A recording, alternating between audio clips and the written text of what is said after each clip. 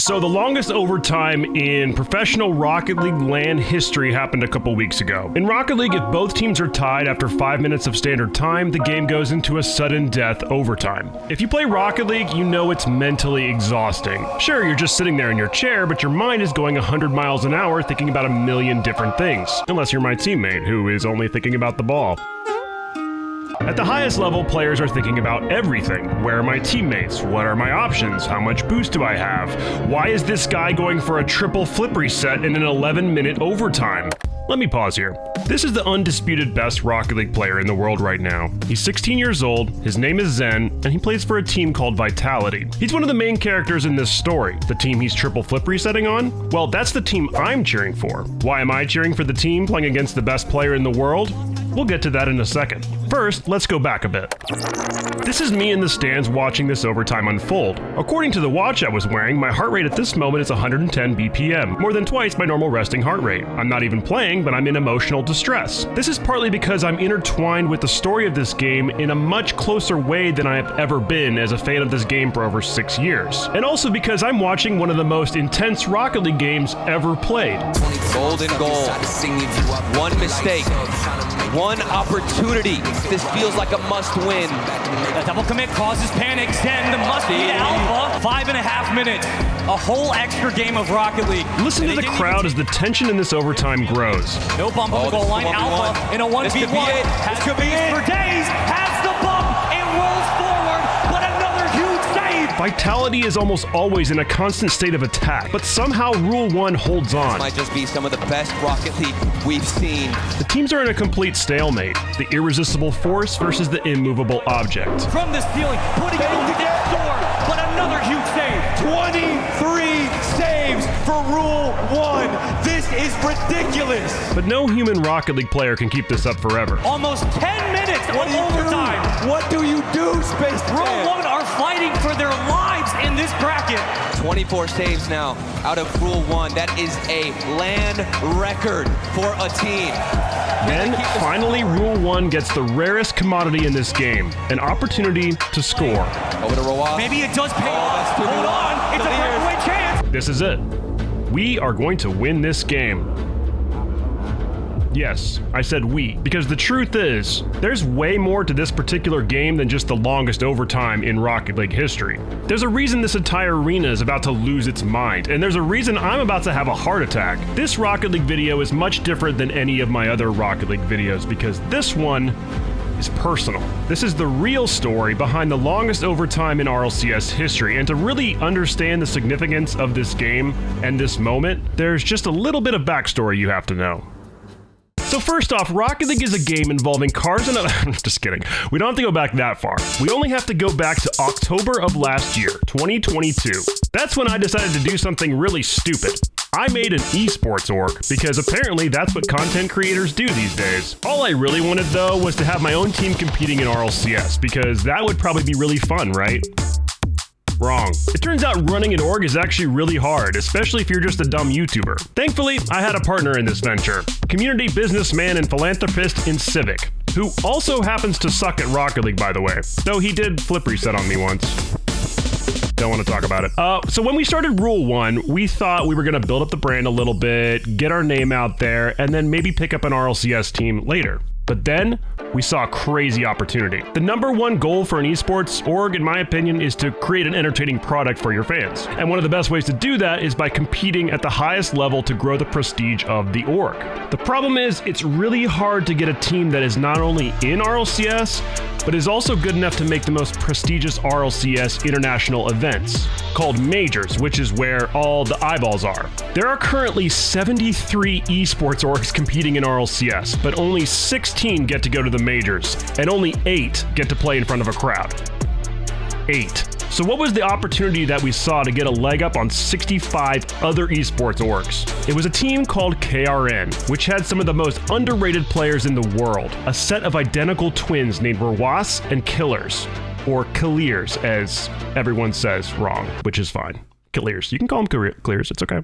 And their third, Nader. But there was a huge catch. KRN competes in a minor region, which means it gets to send fewer teams to the international tournaments that I was talking about. Like way fewer teams. Like one team. That's right, if we wanted to compete in the MENA region where KRN was from, we had to literally be the best team, because they can only send one team to the majors. And that actually led to another big problem. There already was a powerhouse in that region, the Falcons. Formerly Sandrock Gaming, Ahmed Khaled and TRK had dominated the MENA region since RLCS expanded there in 2021. But Incivic saw something in these young players on KRN that I didn't. He saw the future. And so just 1 week after launching the org, we announced our first RLCS roster. We had an RLCS team. The way the RLCS season works is you play 3 tournaments over the course of a month. Then you have an international major. In our first opportunity to make the major, we got all the way to the grand finals and then lost to the Falcons.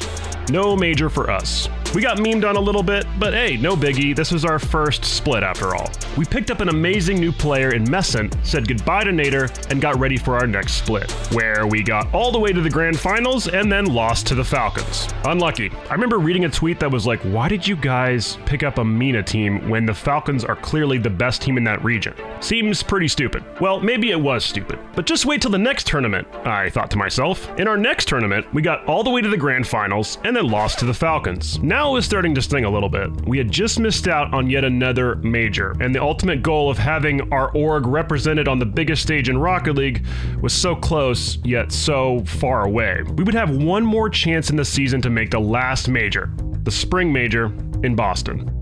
Meanwhile, over in Europe, a new prodigy had just arrived. His name was Zen, and he was pretty good at Rocket League. He was so good that as soon as he joined Vitality, they just won every single event they played. Soon it was pretty obvious that he was the best player in the world. But there was one more test he'd have to face. His first international major, which was the spring major in Boston. Now, the funny thing about Zen is it's not just that he has the flashiest mechanics, though his mechanics are insanely consistent. What makes him the best is that he learns and adapts to the game extremely fast. An example of this is his crazy 1v1 show match record. Last year, he decided to play some really high-profile 1v1s against the best players in the world without having nearly the same amount of experience as those 1v1 main players. In what seemed like days, he had figured out the 1v1 meta and was just immediately the best in the world at 1v1, a playlist that he didn't even main. From February 8th to March 2nd, 2023, he was 11-0 in show matches. No one could beat him, or at least it seemed that way. On March 2nd, he had a new challenger, an unproven 16-year-old superstar from a minor region. His name? Rawas. In one of the best 1v1 show matches in history, the two prodigies duked it out on Johnny Boy's stream. Zen's offense is up there, maybe the best in the world. Rawas, mind game, 50, and now he is 1 goal up.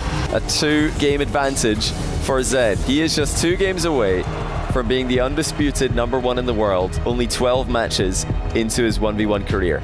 A major theme of this series was both Zen's unbelievably consistent mechanics and Rawas's ability to defend them somehow. Rawas was doing what no one else in the world was able to do. He was not only holding off Zen, he was fighting back too. Zen definitely has the edge when it comes to flip resets. Oh wow, but Rawas wrapped himself around it, dodges into the ball, and he comes away with... In the end, Rawas did what seemed like the impossible. He had taken down the undefeatable Zen. Back corner boost, that could be game, and world #1 for Rawas. The streak has ended. Rawas is the man to do it. He is #1 in the world. Rawas is on top. Then Rawas tweeted one of the coldest things I've ever heard from the Rocket League community.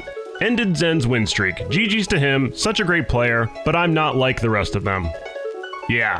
It was at that moment that I realized how lucky I was to have not only one of the best players in the world on our team, but also someone like Rawas with insane confidence and poise. I was so proud of him. Zen, on the other hand, tweeted, "Honestly, I don't even count it as a defeat. I haven't slept all night and I didn't want to shift to 1v1. GG's." Needless to say, I was pretty disappointed when I saw this, but the reality is I get really salty when I lose too, and so I can kind of relate. And also, Zen's only 16 years old. He apologized immediately and deleted the tweet, so I didn't hold a grudge at all. And neither did Rawas and Zen, because fast forward to the spring major and they were shaking hands and queuing ranked together, which I just feel really bad for whoever they ran into in ranked. I mean, my god. But wait a second. So Rawas is at the spring major? Yes, so Rule 1 finally did what we could not do before. It all came down to the last tournament, which would decide whether or not we would make the major or stay home for another season. Except this time, we ended up facing the Falcons in the semifinals, and then we swept them. Do it to the whole team. Oh, Mawson! I think we did it. I think we at least did what we had to do first. We can sit back, relax, and wait for the grand final. And then we won the tournament. Couple majors they didn't make it to, but a new era of MENA is upon us. That'll be enough to go to Boston. Just like that, we were in. But the thing is, no one really knew how we would play against international teams, because for the entire existence of the org, we had only played teams from our region. This was a whole different ballgame now. 16 of the best teams in the world, and we had a spot at the table. And the boys didn't just sit at that table, they feasted. In Rule 1's first ever major series, we beat the #1 seeded South American team, Crew, and I was overjoyed. Flip's second decision making. Oh, wow. Well, Khalid's going to start us off with an early goal. Can producer just say one more time that's absolutely what's happening? As this one goes on target. Instead, Crew Esports realizing when they are beat, realize they've got to get back, and now realize that there is so much trouble! Revised up quickly for it. Brad has to read this. He does not read it! And that's the game! That's the series! It took a while, but Rule 1 get the job done. Then we had to play the defending world champions, and we lost. These Rise looking for the backboard reach. Leads to Forsaco, and that is going to be the first sweep of the spring major. Thankfully, this was a double elimination bracket, so we still had a chance. Now remember, my ultimate goal is for the org to play in front of a crowd at the international major. For this event, only the final 8 teams get to do that. The first half of the tournament was just played without a crowd. So it really all came down to this next series. Us versus Power, an org founded by the legendary Fortnite YouTuber Lachlan. Unfortunately, as this series was being played, I was at the airport to fly to the major. Now, I don't want to say I was banking on my team winning this series, but let's just say I would have felt pretty stupid if my team got eliminated from the event that I was traveling to before I even got there. I was pretty nervous. So imagine how I felt when the series started like this. Fever trying to get this out, kept alive, but it touches the ground, and Power take game 1, goes for goal, forces more time off the clock. Mawson to Rawas. It gets away from it too much, and it touches the ground, and Power will win it. So there I was, sitting in the airport, watching my team go down 2-0, one game away from getting swept, and realizing I might be in for a long, depressing flight to an event where my team will not even be playing. But what I didn't know is our coach, Cresper, was rallying the team and encouraging them to get back to the style of play that got them here in the first place. They fought hard in Game 3 and avoided getting swept. Is this one sneaking in without the help of Moss, and it doesn't matter. The bar and the post again, but it's still gonna sneak in. Ilias can't quite get it on target, Ruas. Next game going to be quite interesting, Cole, to see if Rule 1 can keep that momentum. That was a relief, but I didn't dare to hope at this point. Game 4 was a battle, but they scraped by with another hard-fought victory. Khalir's around 1. It's an isolation play. Khalir's, he goes for the power flick. This is when the going gets tough. Goes for goal! At this point, I was literally walking onto the plane while watching on my phone, and suddenly the series was tied 2-2, and we were going to Game 5 to decide it all. I reached my seat on the plane, and thankfully there was a woman there with a cat that distracted me, so I was less nervous because I was, looking at the cat. She saw me watching on my phone, was like, "Is that Rocket League?" I was like, "Yeah, my team's playing." But I don't think she understood that I meant literally my team was playing. Thinks that he gets another chance by Mawson, and Mawson doesn't make the mistake. He's been filling in the blanks for the last couple of games. He sets up Kalia's perfect sweep, but now we're seeing a different sweep altogether. I could barely contain myself. It might be one more goal. It is one more goal. Takeover complete. Meet your new MENA rulers. The region is under new ownership. Rule 1 had just reverse swept Power with a decisive Brazil, in Game 5, and my potentially depressing flight would now just be pure joy. The roller coaster from depression to happiness was, not exactly a fun ride, but the ending made it all worth it. My team was now one of the Elite 8 teams in the world, and they would be playing in front of a crowd at RLCS. But what I didn't know was it was actually about to get even better. It was a little surreal looking at our competition and realizing that we were going up against orgs like Liquid, Complexity, Vitality, Genji, Mobile One Racing, orgs with millions of dollars of backing, tons of staff, massive sponsors, not to mention orgs like Moist or Carmine Corp that have huge content creators that founded them, Moist Critical and Kometo, who have millions of followers. And then there's me with like 10% of their following and an org run by like 4 people. So yeah, it was a little intimidating. But I was still really excited because I thought there would be one thing on our side: the crowd. Surely the NA crowd would back us against pretty much every other team there, right?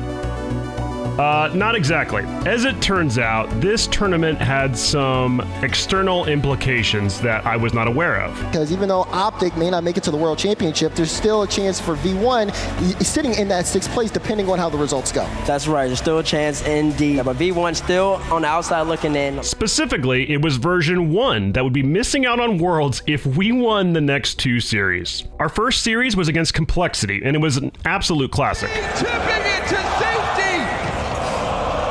Complexity took the first game and the crowd went nuts. That hurt a little bit. I think even more than losing the game, because hearing an entire building literally cheering on your downfall just doesn't feel good. But inside, I kind of liked it. This was in Boston, one of the most spoiled and annoying sports cities in the world. I wanted my team to ruin their day, and that's exactly what they did. Complexity holding on. Razebull keeping that one out by the tip of the horn. Clears though will have another shot, and it's upper 90. Great touch as well from CRR though. He's going for the bump. He's going for the handoff. Shot on net. Boston does get a bit of space. Doesn't have any boost to work with. Can it be Raw One this time? It's CRR shot on net. Another shot follow up. Boston. Oh, it's open. It's open. There's the demo, and there's the goal. Not again, James. Over to Razebull. Pre-shot play. Double touch. Can he put it on target? Clears the ball. Rule 1, match point. You're seeing how much pressure Complexity's on. Another demo in the air. Another shot. And another save for Complexity. Rule 1 straight down the other end. Great 50 as well. This could be a shot coming through. Roas, has he got a friend in the middle? You betcha! Every game in this series was decided by 1 goal, and after that first loss, we didn't lose a single game. This would be an upset over Complexity. Another counter attack. 9 seconds. The air dribble bomb. Can Kalias help out? You betcha! Razebull's there. Everyone from Complexity throwing everything at him. But that is gonna be it. Rule 1. 3-1. We had won our very first in front of a crowd and sent Complexity home. It was amazing, and we were 1 series away from securing top 4. That series would be later the same day against Moist. For this series, my good friends Rizzo and Athena joined me and Fear to react to the series live. If you don't know, Rizzo is a content creator for Moist, and Fear is our caster for Rule 1. This was probably the most fun I've ever had watching an RLCS game, because if we won, I was going to be elated, and if we lost, at least half of the room would be happy. It was going to be a win-win. Now, with Moist being a pretty popular team and us being 1 series away from knocking version 1 completely out of Worlds, the crowd was not enjoying our performance. Because at this point, the boys were full of confidence and absolutely dominating. Roas I love to it. Kalias, and Kalias! Field attempt, but Roas battling through. 1v1, going for the air dribble dunk, and Roas with the overpower. Mawson does that by winning the 50. Oh, it's tapped out by Roas. Open net for Kalias. At this point, I kind of wanted to cry, because my first initial goal for the org was to just make it to a major, and my ultimate goal for them was to be playing in front of a crowd. But instead... Exposed Juicy, last man. They're going for the bump. They've got the bump. They've got it on net. How about Mawson? No, he gets a whiff. Roas follow-up, throws it up high. Joy has been bumped. Joy has been bumped. Khalid goes whack. Rule 1 wants it. Is it going to be Rule 1 stay in the sun? Are they off to champion? Ball in the air. They need the ground. Rule 1. The whiff comes.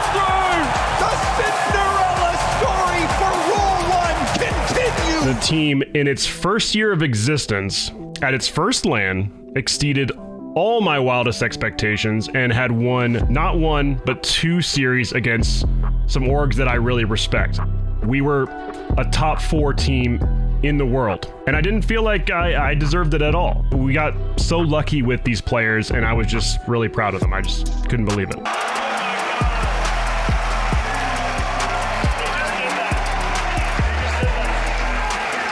I felt bad for Rizzo and Moist though, and I felt really bad for version 1 because I really did want to see them play at Worlds. I didn't feel bad about ruining the crowd today though, because I'm a pretty petty person, and when I saw that entire building cheering loudly for our opponents twice in a row, I took it a little personally, so it felt pretty good to look down over the crowd and see how sad they were. Like, honestly, screw them. Like, the boys popped off. What are you gonna do? Like, just cry.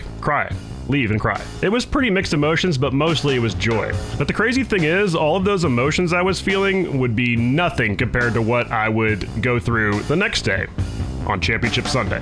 Our first series of the day was against, guess who? The best player in the world, the best team in the world, Vitality. This is David versus Goliath. The mysterious challengers. Rule 1 is more confident than ever, but Goliath looms tall to block out the sun. Every battle tougher than the last. Neither team can afford to lose here. Rule 1 versus Vitality for top 3. The first game went to overtime, and it was really tense. But we lost. Then the second game went to overtime, and we lost again. We were now down 2-0 to Zen, having lost both games in overtime. We pretty much had to win the next one, which, surprise, surprise, also went to overtime. And not just any overtime. Game 3 went to the longest overtime in RLCS LAN history, as Rawas, Killers, and Messin made save after save after save. The crowd got more and more into this match. It was the most emotional game of Rocket League I've ever watched. Man, that clears it away. Vitality are still up. They can absolutely do it here. Alpha from the ceiling wins it 50 to Zen. Zen gonna catch this one and try to dribble around. You have numbers in front. It's clears. Masin will call his own number. Here comes Vitality. Over to Rawas. Maybe it does pay off. Hold on. It's a breakaway chance. What's to the corner. What opportunity? Here comes Rawas.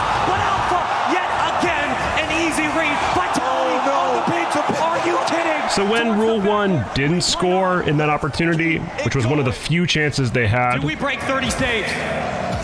Do Rule 1, find one goal. Are you and then kidding? lost after the 12-minute battle of their lives. It's a Fenway. The longest OT on LAN, and it's by Team Vitality.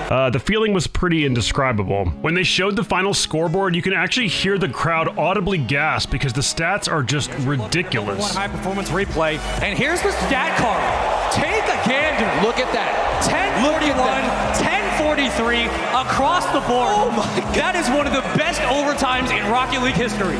Even though we had already kind of won just by getting this far, losing the overtime hurt like nothing else, except maybe losing an overtime game yourself. I didn't say anything for a while, even when we scored a goal in the next game. It was already over.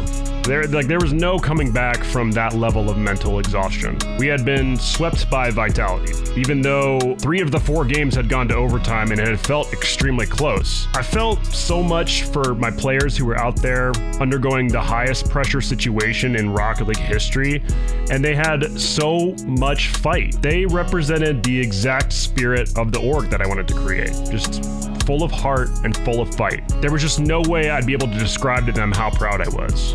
Partly because they don't speak English, but mostly because I would just never be able to convey it. Rawas went on to receive the Defense MVP for this spring major for his incredible performance throughout the weekend. I also want to say that even though I was salty about the crowd, I don't hold it against them since I understand the situation now. And also, we did have some very committed fans that showed up, and I'm not going to let my pettiness get in the way of being grateful for what we have. I'm also proud of our content producer, Kiddish, for recording this amazing footage of the team, for my wife, Linnell, who's killing it as a manager at Rule 1, and for Moon, the team's GM, who is also the travel dad. Fear, the team's soccer dad streamer, and the team's coach, Cresper, who keeps the boys focused and performing at an elite level. Not to to be dramatic, but I would die for Cresper. And lastly, I have to thank my business partner in this venture, whom without none of this story would have happened. It's the mysterious and illustrious Bob. Yes, we have our own inside jokes. But just to be clear, I am talking about the legend in Civic. After our series, Vitality went on to win the whole thing. After they made it to the grand finals, their coach Farah grabbed the mic and gave an impassioned speech pleading with the crowd to support them against BDS in the grand finals. I'm gonna need you guys, because you know, like we're pretty tired right now, to be honest. Like the series have been pretty long, and I know you guys have been cheering for BDS, but you know, for the first series, I want you guys to have, you know, a great experience, but I want us to have a great experience. Root for us. And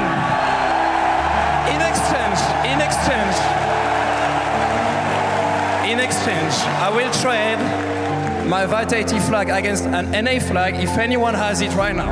It worked. The crowd fully supported them in their battle against BDS. It was such a badass and passionate thing to do, grabbing that mic and taking control, that everyone there couldn't help but root for them. Even NA fanboys were like, well, Zen is the best. He's the best in the world, and we're lucky to have witnessed that. So now we're getting ready for the World Championship. Our first game is August 9th at 12 p.m. Eastern. And you know what? I'm gonna ask you guys the same thing that Farah asked that crowd in Boston. Will you support us? For the last 5 years, I've hopefully brought you some entertainment for free. And so if there's just one thing I ask in return, it's please support us in RLCS. Support Rule 1. We're going to be releasing an entire documentary series where we gave unprecedented access to a camera crew documenting our entire journey. What I talked about today was just the tip of the iceberg for what goes on behind the scenes of an RLCS org. It's actually pretty crazy. So please get involved, show your support in the Twitch chat, in the YouTube stream, and show the whole community that Rule 1 is the best Rocket League org in the world.